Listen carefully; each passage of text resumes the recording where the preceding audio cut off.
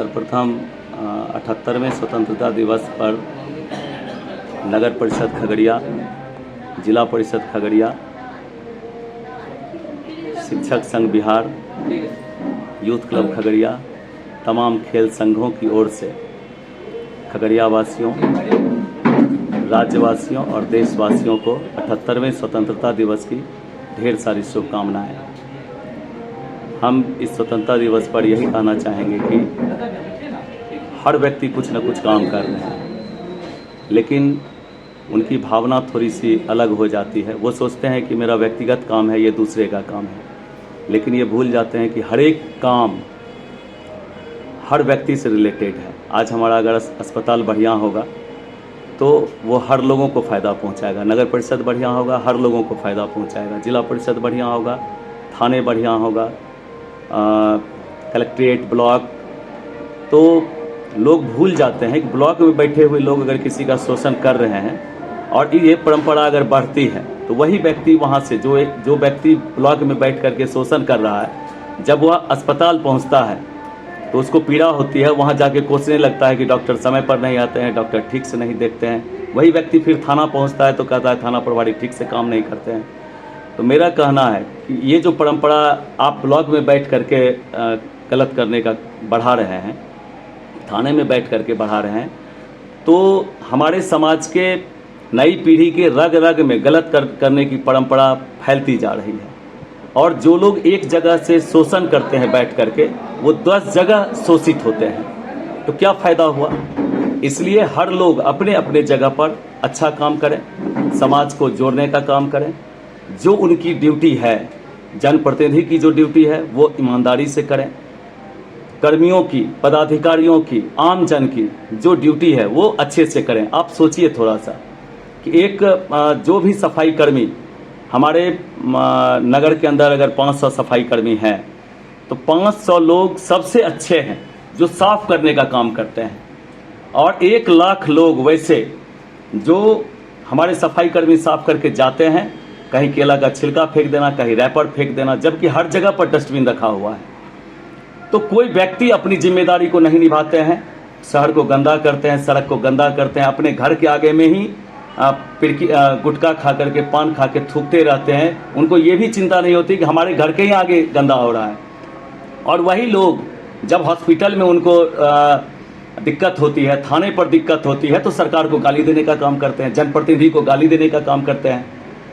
लेकिन जब उनकी बारी आती है कि गंदा ना करें, उनकी बारी आती है कि जहाँ जो ड्यूटी उनकी है वो अच्छे से करने की जब बारी आती है तो वो चैन से सोते हैं, गलत काम करते हैं। उस समय वो भूल जाते हैं कि लोगों की पीड़ा क्या होती है। सर, कुछ ऐसे लोग होते हैं कि जैसे उनको भी पता होता है कि अगर समाज में ये काम होता है तो समाज के हर लोगों को फ़ायदा मिलेगा, लेकिन वो व्यक्तिगत समस्या या व्यक्तिगत अभाव के कारण वो उस काम को होने नहीं देते हैं। तो ऐसे लोगों को क्या कहना चाहिए? अभाव का कोई अंत नहीं है। आप मेरे साथ चलिए, एक रिक्शा चालक के यहाँ चलिए, अभी कोई कार्यक्रम लेके आप चलिए, सरस्वती पूजा हो, झुलनोत्सव हो, स्वतंत्रता दिवस हो, किसी कार्यक्रम, सामाजिक कार्यक्रम को लेकर के, या छोड़ दीजिए, कोई आपके समाज में अगर कोई बीमार पड़ता है उसको लेकर के चलिए कि इस बीमार व्यक्ति को हमको मदद करना है। एक रिक्शा चालक के यहाँ चलिए, वो 100 रुपये आपको दे देगा। जो 400 रुपया 500 रुपया रोज कमाता है वो आपको 100 रुपया दे देगा। और बहुत सारे शहर के अंदर अरबपति लोग हैं, उनके पास चलिए मेरे साथ, मैं आपको लेके चलता हूँ। वो एक लाइन में कहेंगे कि नहीं नहीं, हमको इससे कोई मतलब नहीं है। ये गरीब और बेचारगी की बात नहीं है, ये मानसिकता की बात है। शहर को साफ रखने में, गंदा करने में, इसमें कौन सी अमीरी गरीबी की बात है? उसमें कौन सी लाचारी की बात है? हम अपने घर के कूड़ा को, अपने वेस्टेज चीज़ को कूड़ादान में डालें, इसमें गरीबी कहाँ से आ गई? ये मानसिकता की बात है। और आप विश्वास रखिए कि अगर हमारा सिस्टम आज, वही लोग जो ऑफिस में बैठ करके लाखों लूटने का काम करते हैं, वो अपने बच्चे को 5 लाख रुपया सालाना दे करके किसी बोर्डिंग स्कूल में पढ़ाते हैं अपने बच्चे को, लेकिन वो क्या कर रहे हैं? वहाँ बैठ करके लूटने का काम नहीं कर रहे हैं, समाज का सिस्टम खराब कर रहे हैं। उस सिस्टम का प्रभाव कहाँ पड़ता है? विद्यालय पर पड़ता है। अगर हमारा विद्यालय सही हो जाए, उस व्यक्ति को 5 लाख रुपये खर्च करने की जरूरत है क्या? हमारे उसी स्कूल में वो अच्छे से पढ़ाई कर लेगा, फिर उसको उसी आमदनी में उसका काम चल जाएगा। हमारा अस्पताल अच्छा हो जाएगा उसी आमदनी में। बहुत सारे देश ऐसे हैं जो हर व्यक्ति के कमाई का 70% तक टैक्स लेती है सरकार। और 70% के बाद उसको कोई खर्च नहीं है। A1 का शिक्षा मिलता है, A1 का चिकित्सा सुविधा मिलता है, A1 का सड़क मिलता है। तो सारे लोगों से 70% टैक्स, हमारे यहाँ टैक्स की चोरी लोग करते हैं। अभी आप देखिए नगर परिषद में टैक्सेशन का काम चल रहा है, लोग फिक्स करने के लिए जा रहे हैं। एक व्यक्ति अपने घर का कूड़ा 365 दिन खाली अपने घर से निकाल के अगर फेंकेगा, हाँ, तो 500-700 रुपये में अपने पूरे साल में कूड़ा नहीं फेंक पाएगा। लेकिन अगर 500 रुपया उसका होल्डिंग टैक्स देने की बारी आएगी तो पैरवी करेगा कि मेरा टैक्स कम करवा दीजिए 100 रुपया 50 रुपया। क्यों भाई? आपको उतना लाइट का सुविधा मिल रहा है, आपको उतना सफाई का सुविधा मिल रहा है। आप एक बार आते हैं नगर में, आपको डेथ सर्टिफिकेट, बर्थ सर्टिफिकेट, हर चीज़ मिलता है।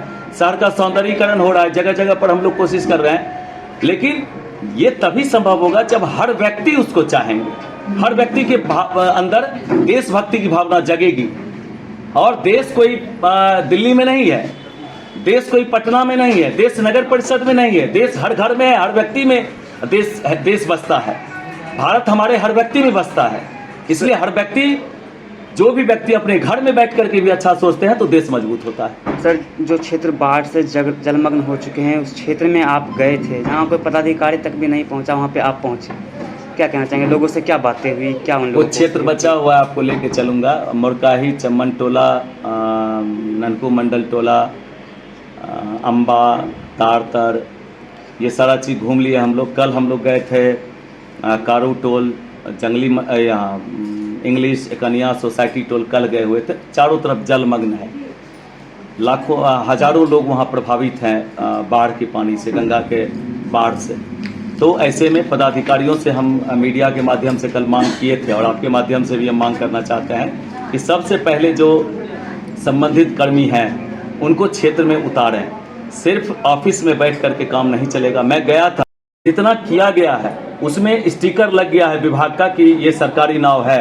उसके बाद भी आने जाने का 40 रुपया से लेकर के 60-70 रुपया तक लिया जाता है। स्टूडेंट से लिया जाता है, बीमार से लिया जाता है, हर व्यक्ति से लिया जाता है। लेकिन उसका तर्क होता है कि अभी हमको डीजल नहीं दिया जा रहा है। डीजल नहीं दिया जा रहा है, लॉग बुक खुल गया है तो आपको आज न कल पैसा मिलेगा, नहीं तो वो स्टिकर उखाड़ के फेंक दीजिए। तो ऐसे में हम प्रशासन से मांग करते हैं कि वो कड़ाई से जांच करें, शिकायत को तत्परता से ले। कोई व्यक्ति अगर शिकायत करता है कि उससे पैसा लिया जाता है तो उसको शिकायत को सुने। हर मोहल्ले में कम से कम 2-2 नाव की व्यवस्था की जाए ताकि एक नाव से जानवर का चारा लाने का काम आवे, एक नाव से लोगों को शहर आने जाने का काम आवे। और सभी मोहल्लों में, और जहां पर जिस मोहल्ले में पानी आ गया है, गांव में घुस गया है, बहुत सारे घरों में, जैसे कारूमंडल टोला के कुछ घरों में पानी चला गया है, तो वहां पर राहत और बचाव का कार्य भी शुरू हो जाना चाहिए। इसके लिए सबसे पहले प्रशासन को हर मोहल्ले में जाके विजिट करना चाहिए। सर, जब किसी भी क्षेत्र में कोई भी समस्या होता है तो लोगों को आपसे ही अपेक्षा क्यों रहती है? कोई आए ना आए तो मनीष सिंह तो आएंगे ही। देखिए, पदाधिकारी के यहाँ आज अभी परसेप्शन बन गया है कि बहुत बड़ा 2 ही तरह के लोग वहाँ जाते हैं, आसानी से पहुँच पाते हैं। एक वो जिनसे उनको डर लगता है कि ये लोग जाएगा पैरवी करा के मेरा ट्रांसफ़र करवा देगा, ये हमको नुकसान पहुँचा सकता है, वैसे लोगों की सुनता है। या फिर जो दलाली का काम करता है, पदाधिकारी को कमीशन पहुँचाता है, कर्मचारियों को कमीशन पहुँचाता है, उसको वो अपने बगल की कुर्सी में बैठाता है। बाकी आम लोगों को या ईमानदार जनप्रतिनिधि की भी प्रशासन नहीं सुनते हैं, उनकी शिकायत को नहीं गंभीरता से लेते हैं। तो ऐसे में लोगों को लगता है कि एक ही व्यक्ति है जिसको हम अपनी बात को आसानी से अपनी बात को पहुंचा सकते हैं जिस तक, और जिसको आसानी से हम अपने दिल के दर्द को सुना सकते हैं, और वह व्यक्ति खड़ा होकर के हमारा जहाँ तक संभव वो मदद कर सकता है। इसलिए वो हमको खोजता है। और मैं भी प्रयास करता हूँ कि 24 घंटे कोई भी गरीब अमीर, चाहे मेरे क्षेत्र के बाहर के लोग भी हों, अगर एक फ़ोन करते हैं लोग तो मैं कोशिश करता हूँ कि उनकी सेवा में हाजिर रहूँ।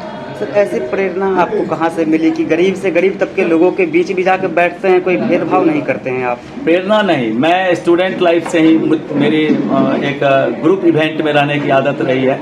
मैं सी सर्टिफिकेट होल्डर हूँ और एनसीसी के लगभग 20 कैंप में सिलेक्शन होते हुए मैंने बिहार का 2 बार प्रतिनिधित्व किया देश के अंदर, एक बार शूटिंग में, एक बार ड्रिल में, पैरेड में, और हमको सी सर्टिफिकेट मिला हुआ है।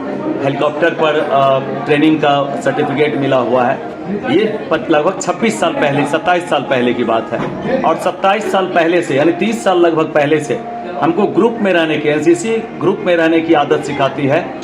एक गरीब अमीर ऊंच नीच सब भेदभाव भुला करके एक वर्दी में, एक लाइन में चलने की आदत सिखाती है। एक साथ सोने बैठने की आदत सिखाती है।